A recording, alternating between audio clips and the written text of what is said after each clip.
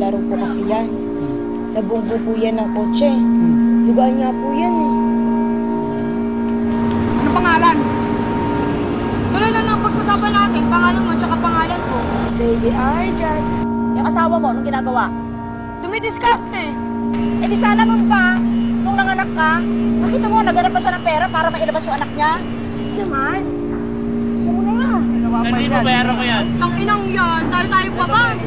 Ito, battery ko. Okay. Boy. Anong gimmick mo? Hello, Aris. Inang ina. Oo.